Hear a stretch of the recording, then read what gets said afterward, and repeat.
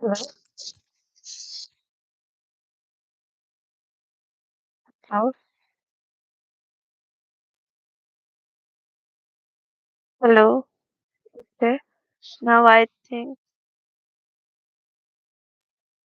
it is hearable. So today I will read the Bhagavad Gita chapter 13, the Yoga of Differentiation.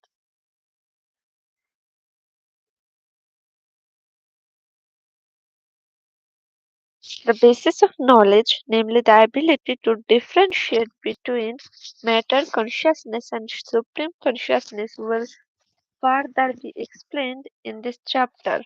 In these last few centuries, Western scientific understanding suggests that consciousness arises out of an inexplicable combination of material elements. In other words, they conclude that the body is the self. Bhagavad Gita, however, considers such an understanding to be ignorance. Without understanding the difference between materials, nature, prakriti, and self, who is conscious knower of the body. There is no basis of real knowledge. Both are distinct from one another, and one who understands this is truly learned.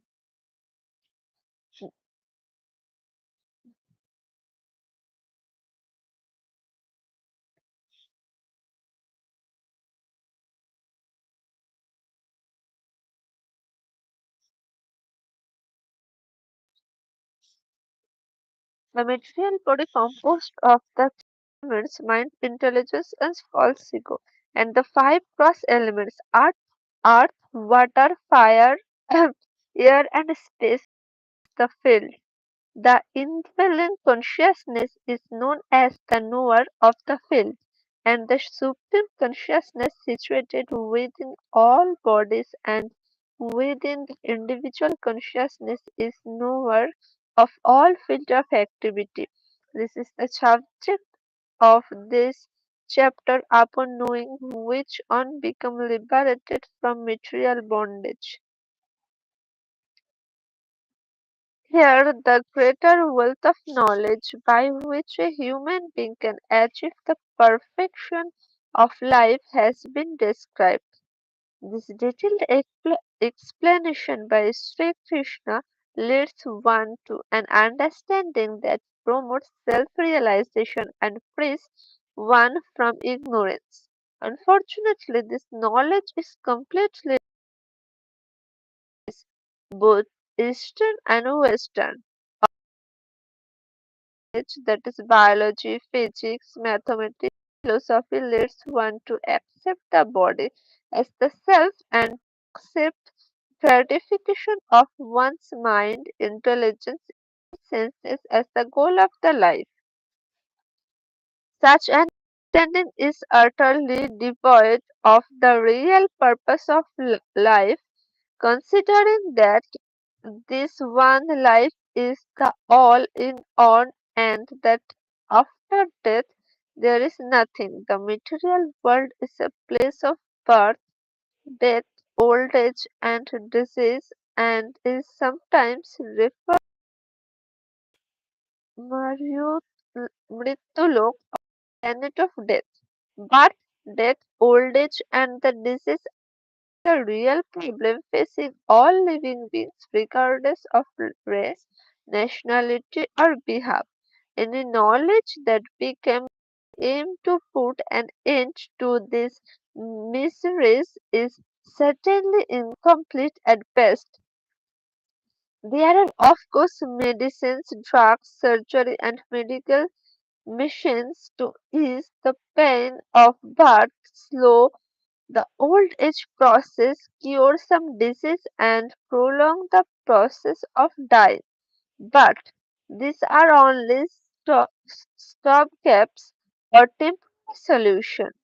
One should recognize this problem of life and be inquisitive as to where the real solution is to be found. Contrary to the modern scientific and philosophical understanding, The Bhagavad Gita says that this one life is not the all in all, and that there is life after death. There was life before coming to this material world, and that life continues eternally. All that really changes is the type of body one has. For the pious, there is future life in higher planets enjoying celestial pleasure. For the ignorant, there are future surgeons within the bodies of lower species such as animals of plants, and for the yogi and for those who cultivated knowledge of consciousness and supreme consciousness, there is future existence beyond the material universe in the Vaikuntha planets.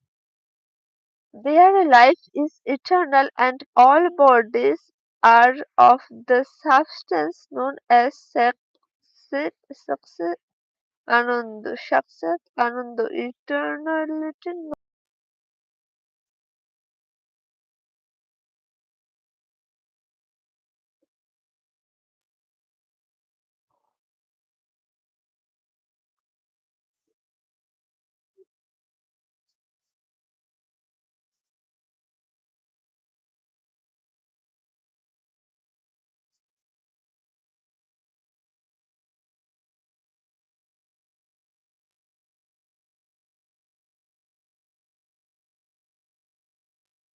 Here, the greater wealth of knowledge by which a human being can achieve the perfection of life has been described.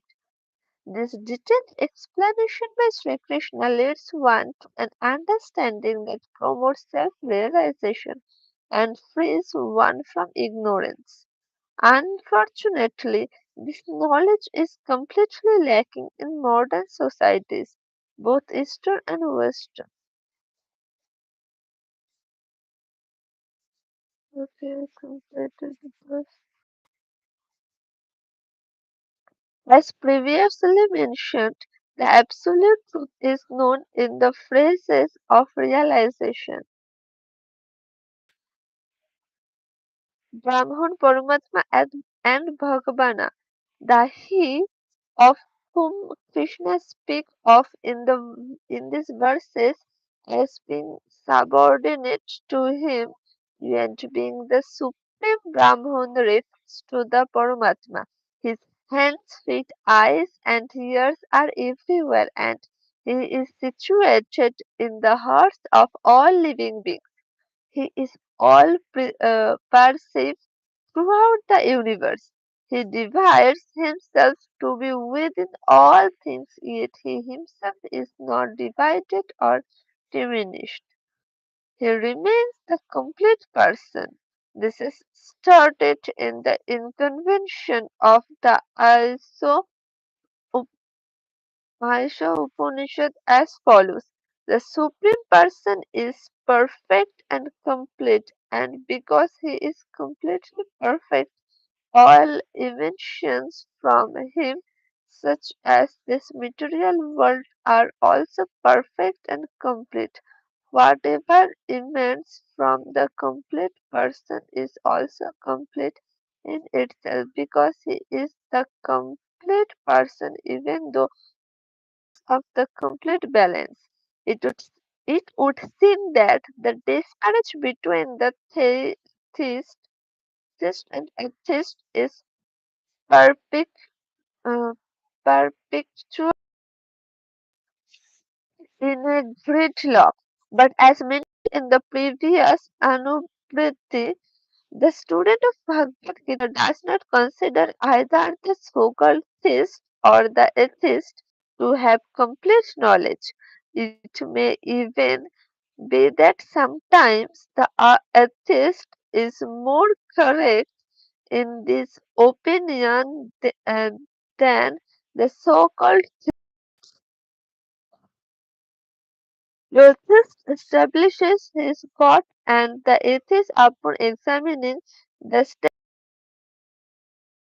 discovers that the God worthful, vindictive, jealous, vengeful, pseudomonist, etc. In this instinct, we would have to agree with that there is no such God. However, the atheist then conclude that in the absence of God, the universe and all life within it has come from nothing, yet he has no experience. Something can arise from nothing. Proposal is the self-defending. Both God and his existence are but misconceptions in the minds of the so-called theist and the atheist. However, the student of Bhagavad Gita knows that the subject matter is not a thesis about God. Bhagavad Gita is a discourse aimed at enlightenment in the absolute. Absolute truth contains all things known, knowable and unknown, before the universe, within the universe, after the universe, and beyond the universe. It is described that both material nature, Prakriti, and living beings, Jivattam or Purusha, are without beginning, Anandi. This means that material's nature and the living being exist as eternal energies of Sri Krishna before the process of creation takes place. The living being's origin is in the Tata- Tathastha or marginal plane before the onslaught of the time. In this regard, the origin of the living beings and material nature are both anandi or having no first cause. They are without a first cause because they are circuits or potencies of the absolute truth who is himself without origin. In other words, the cause of all causes is Sri Krishna. Thus, he is known as Sarva Krishna Karanam. Though material's nature and the living beings are eternal and without beginning, they nonetheless have distinctly different qualities and characteristics. They are not the same. Material's nature is described as the body, sense, and other elements, as well as the transformation of qualities such as happiness, distress, lamination, and illusion. Thus, living beings are part and parcel of the Supreme Person. They are succeedal Ananda, having the constitution of eternity, knowledge, and bliss. When the living being identify the self as the material body, they stuff under the miseries of happiness and distress and perpen- perpetually transmit from one body to the next to the cycle of birth and death. One of the greatest questions in life, namely, where do we come from, is certainly answered in Bhagavad Gita. Yet the use of the word Anandi in verse 20 has encouraged some thinkers to conclude that the living beings have always been in the material world. In the other words, that although the living beings are eternal, they begin in the material universe and have always been in the material universe. This conclusion, however, is not supported by previous acharyas of the Bhagavad Gita, such as Vishwananda Chakraborty, Baldeva Vidyabhushana, and others. To them, Anundi means beginningless before time beginning. regarding the origin of living beings and their beautiful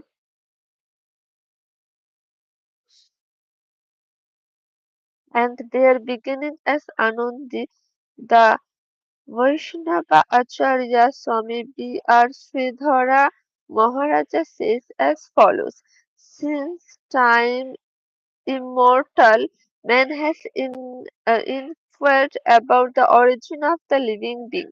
Who am I? Where have I come from? How does the living being first appear in the world?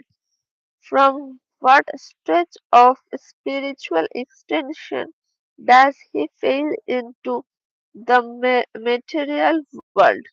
There are two classes of living beings who come into this world. One class comes from the sequential Vaikuntha planets by the necessity of Nityalila, the eternal pastime of Krishna. Another comes by constitution, the branch, the Brahma Jyoti, the non-differentiate um, my marginal plane is the source of infinite living beings. Atomic spiritual practice of non-differentiate the rays of transcendental body of Supreme Person are known as the Brahma Jyoti and ray of Brahmatama. The Jivatama is an atom effulgence and the Brahma Jyoti is produced of finite number of Jivatama atoms. Generally, Jivatama em- emanates from the Brahma Jyoti which is living and growing. Within the Brahma Jyoti, their equilibrium is nowhere disturbed.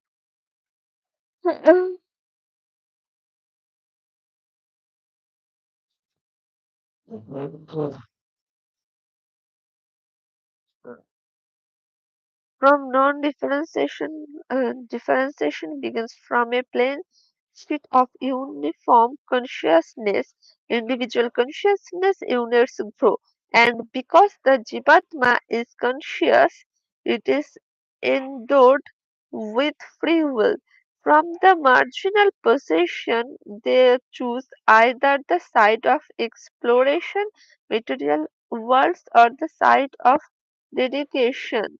Vaikuntha Sri Krishna বলে say Jiva Anandi Anandi means that which has no beginning. When we enter the land of exploration, we come within the factor of time, space, and thought. And when we come to exploit, action and reaction begins in the negative land of flow.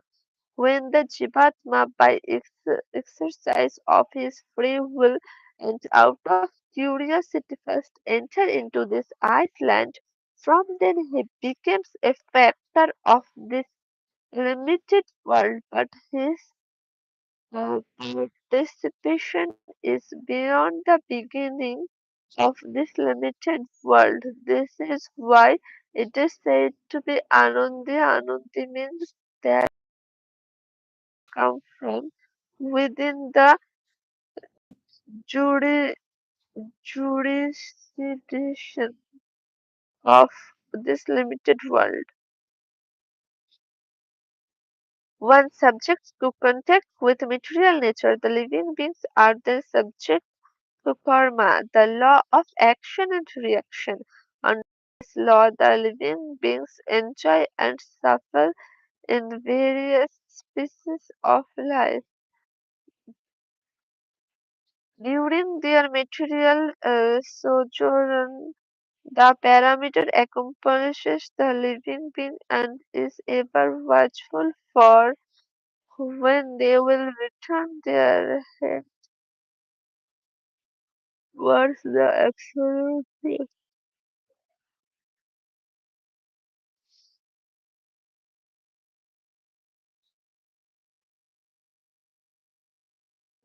The Paramatma directs the wandering of the living beings and then who desire to know the truth. Paramatma manifests before the living beings and as, as the spiritual master who teaches Bhagavad Gita as it is. Hence, the living being transcends the world of birth and death. According to their karma, the Jivatma and the wandering throughout the universe, some Jivatma who are most fortunate to receive the seat of devotion.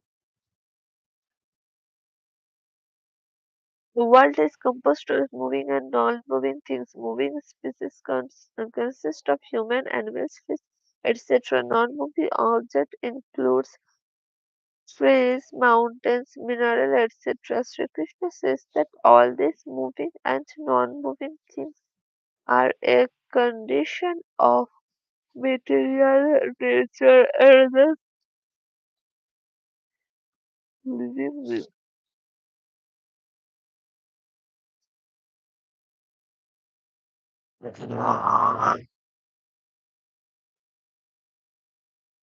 Supreme Krishna is the controller of all time, is situated in the hearts of all living beings within every atom and in between every atom. Such a seer is a truck.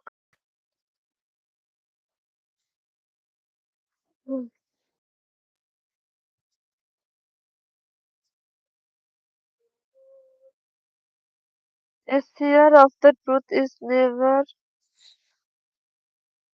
degraded by the influence of material nature. He gradually rises to the perfection and attains the supreme abode of Krishna. Those who are conditioned by material nature and who have no knowledge of supreme consciousness, wrongly convinced that they are the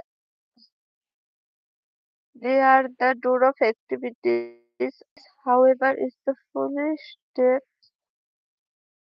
idea since they themselves are helplessly suffering at the hands of death. For those that have the eyes to see all form of life indicates the presence of a conscious living being. That is to say that non just human or conscious really human consciousness is eternal. All things that manifest birth, growth, and maintenance, reproduction, dueling, and death, regardless of higher birth, human or lower birth, and are known as the eternal being transmigrating in the material world. Thus, one who is friendly, kind, and compassionate must be so to all forms of life. It is not that humans are spared, spared, but animals and others can be killed or exploited for our pleasure. This idea falls short of the vision of Bhagavad Gita, which see all living beings at birth and place of the Supreme Person Krishna. Thus, all living beings has a right by any action. Okay, this is last. Okay, the Paramatma enters the material nature and makes all things possible within that nature, but he himself is never contaminated. He is never in illusion, never under the influence of time, never subject to death or the reaction to work and the loss of material nature. Supreme consciousness is always the master of materials and materials nature and materials nature is always subservient. Although the living beings are situated within the material body, they do not actually mix or become one with it. The living beings are always distinct from the material body even when the living beings are confident by it. One who knows this in relationship to Sri Krishna attains life. Om Tashat, the stance of the chapter 13 entitled uh, Pratipushpa Pratipushpa Viveka Yoga from the conversion between Sri Krishna and Arjuna in the Upanishad known as Srimad Bhagavad Gita, the Yoga Shastra of divine knowledge from the Vishnu of Bharata, the literature reviewed by Best in 100,000 verses.